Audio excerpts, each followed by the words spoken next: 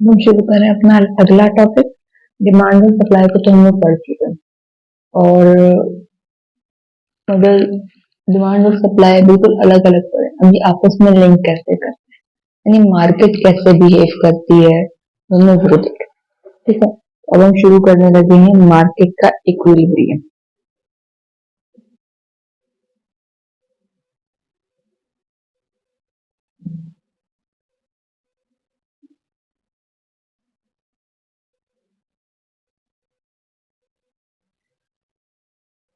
अब मार्केट तो फिर आपको समझ में आ गया, जहाँ पे डिमांड और यानी कंज्यूमर और सप्लायर यानी कि प्रोड्यूसर ये आपस में मिलेंगे, इनमें इंटरेक्शन होगा और बाइंग एंड सेलिंग वाला सारा जो प्रोसेस है वो यहाँ पे परफॉर्म किया जाएगा। What is this equilibrium? ठीक है, तो इक्विलिब्रियम को हम लोग डिफाइन करते हैं बैलेंस की स्टेट जिसमें जो है वो दोनों की दोनों अपोजिंग पार्टीज जो है वो इक्वल इक्वल और सेम स्टेट पे खड़ी हैं बेसिकली। ठीक है, सो मेकिंग श्योर अभी मैं इक्विलिब्रियम के वर्ड को एक्सप्लेन करी, मार्केट इक्विलिब्रियम को एक्सप्लेन नहीं कर रही। ठीक है, सो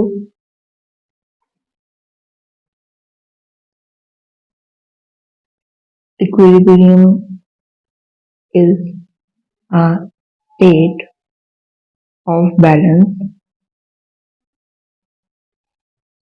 where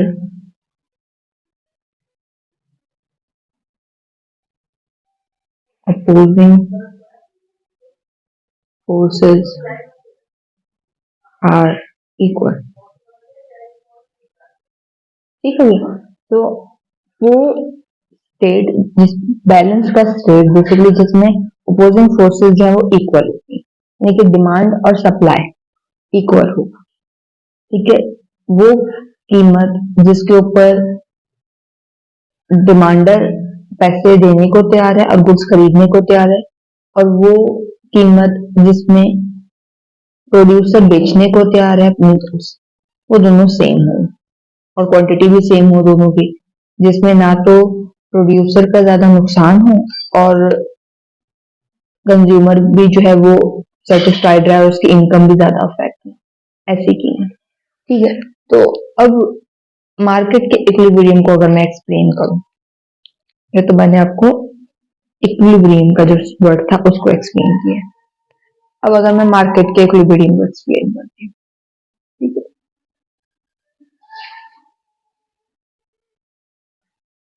तो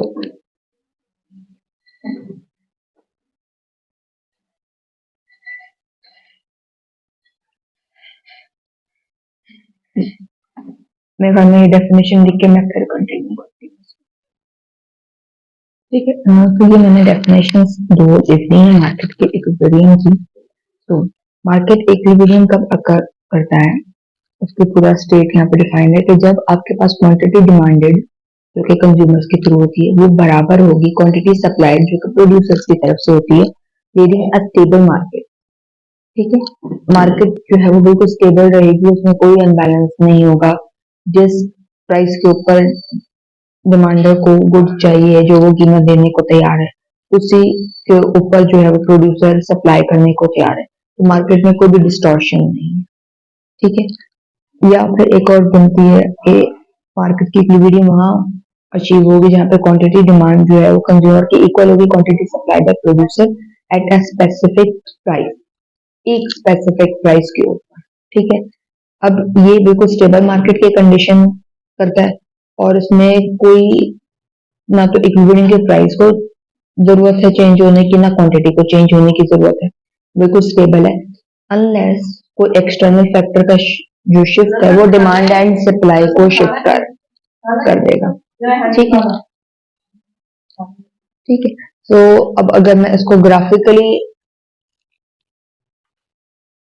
अब यहाँ पे ड्रॉ करूं,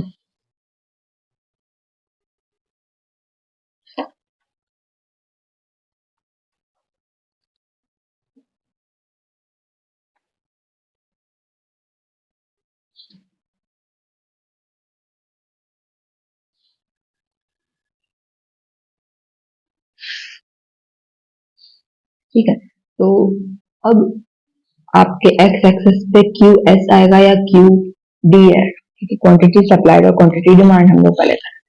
अब चूंकि यहाँ पे हम दोनों लेकर आएंगे, डिमांड भी होगा और सप्लाई भी होगा, तो यहाँ में बात करेंगे क्वांटिटी की, ठीक है, क्वांटिटी की बात हो रही है कि क्वांटिटी सप्लाइड की या डिमांड की, ठीक है।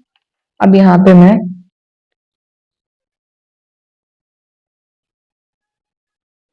ये आ गया मेरे पास सप्लाई और ये आ गया मेरे पास डिमांड,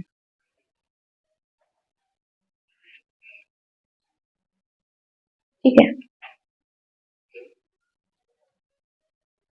अब जैसे मैंने आप लोगों को जब ये डिमांड और सप्लाई थी शुरू में, बिल्कुल शुरू में उसका हिस्टोरिकल एस्पेक्ट बताया था, उसमें मैंने आपको बताया था कि एक एडम स्मिथ, हमारे बहुत रिनोन क्लासिकल के इकोनॉमिस्ट, उन्होंने एक कॉन्सेप्ट दिया था इनविजिबल हैंड का। वो कहते थे कि मार्केट में कोई भी डिस्टॉर्शन होगी ना, किसी भी जगह पे मार्केट में डिस्टॉर्शन होगी ना, उस वजह से खुद ब खुद जो है वो मार्केट सेटल डाउन कर जाएगी। तो ये था वो सेटलिंग डाउन। मैंने आपको सब कहा था, आप लोगों के लिए समझ में आना थोड़ा मुश्किल है, मगर आ जाएगा, ठीक है। तो ये होगा वो सेटलिंग। अभी जब मैं आगे इसके डिमांड के फैक्टर्स और सप्लाई के शिफ्टिंग फैक्टर्स को यहाँ पे इनकॉर्पोरेट करूंगी, तब भी आप लोगों को ये बात बहुत अच्छे से समझ में आएगी, ठीक है। सो डिमांड और सप्लाई जहाँ पे इक्वल है, वो हो गया पॉइंट आपका ई, यानी कि इक्विलिब्रियम, ठीक है। अब अगर इन इक्विलिब्रियम के पॉइंट से मैं दोनों एक्सेस को स्ट्रेट लाइन से ज्वाइन करूं, तो हमें वो प्राइसेस और क्वांटिटी मिल जाएंगी जो कि क्वांटिटी मार्केट में प्रीवेल कर। इसको मैं यहाँ पे क्यू ई लिख रही हूँ, इक्विलिब्रियम क्वांटिटी, और यहाँ पे मैं इसको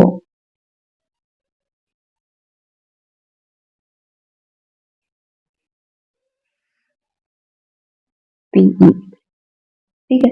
तो ये वो प्राइस है जो कि मार्केट में प्रीवेल कर रही है, और इस प्राइस के ऊपर जो है वो डिमांडर प्रोडक्ट को खरीद रहा है, और इसी प्राइस के ऊपर सप्लायर जो है वो अपने प्रोडक्ट को बेच रहा है। मार्केट बिल्कुल क्लियर चल रही है, और इसमें कोई भी टेंडेंसी नहीं है कि ये क्वांटिटी या सप्लाई जो है वो चेंज, ठीक है। तो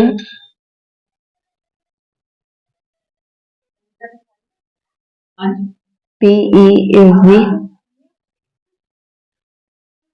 price equilibrium, ठीक है, and QE is the equilibrium quantity,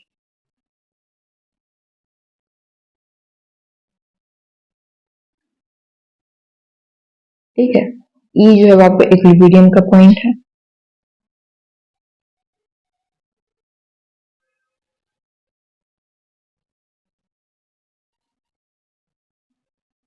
ठीक है।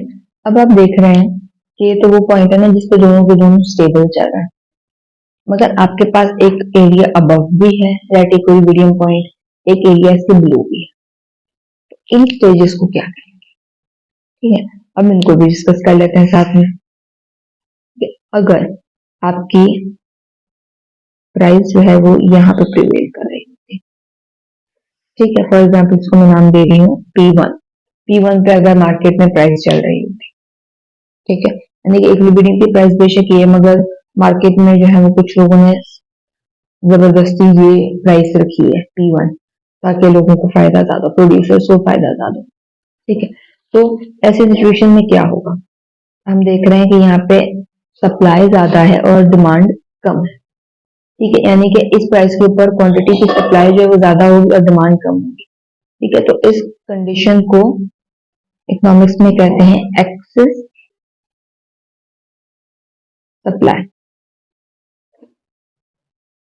ठीक है। सिमिलरली अगर मैं यहाँ जूम करूं कि जब ये P1 नहीं है और इक्विलिब्रियम की खुद से फर्स्ट हमें प्राइस मालूम है, और ये मार्केट के लोग जो है वो जानबूझ के P2 पे रखते हैं कि मार्केट की कीमत जो है वो P2, अब ये गुड जो है वो P2 प्राइस के ऊपर सेल होगी। ऐसी सिचुएशन में क्या होगा कि ये डिमांड है और ये सप्लाई है, यानी कि सप्लाई कम है, डिमांड बहुत ज्यादा है, लोग ज्यादा मांग रहे हैं क्योंकि अब प्रोडक्ट सस्ती हुई है। तो इस कंडीशन को जिसमें डिमांड ज्यादा हो और सप्लाई कम हो, इसको क्या कहते हैं? Excess demand. ठीक है, तो जब आपके मार्केट में एक्सेस सप्लाई प्रिवेल करेगी ना, ऑटोमेटिकली प्राइसेस पे प्रेशर पड़ेगा और प्राइस जो है वो रिड्यूस डाउन होगी अनलेस आप जो है इक्विलिब्रियम पॉइंट पे अचीव ना कर जाओ। ठीक है,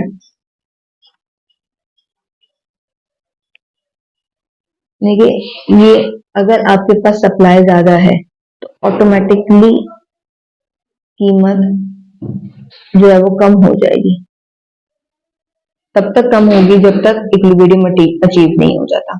ठीक है, सिमिलरली अगर एक्सेस डिमांड है, एक्सेस डिमांड में आपकी कीमत जो है वो कीमतें मार्केट में तब तक बढ़ेंगी जब तक इक्विलिब्रियम जो है वो अचीव नहीं हो जाता।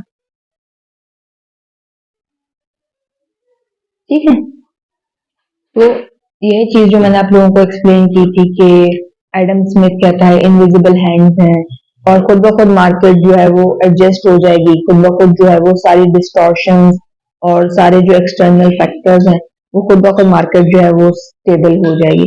तो वो ये स्टेबिलिटी थी कि अगर मार्केट में कोई भी किसी किस्म की डिस्टॉर्शन खुद कंज्यूमर या प्रोड्यूसर लेकर आता है तो मार्केट में खुद ब खुद इक्विलिब्रियम आ जाएगा। ठीक है, तो उम्मीद करती हूँ ये चीज तो क्लियर हो गई होगी। अब इक्विलिब्रियम को हम मैथमेटिकली कैसे सॉल्व करेंगे इसको हम देखेंगे नेक्स्ट वीडियो।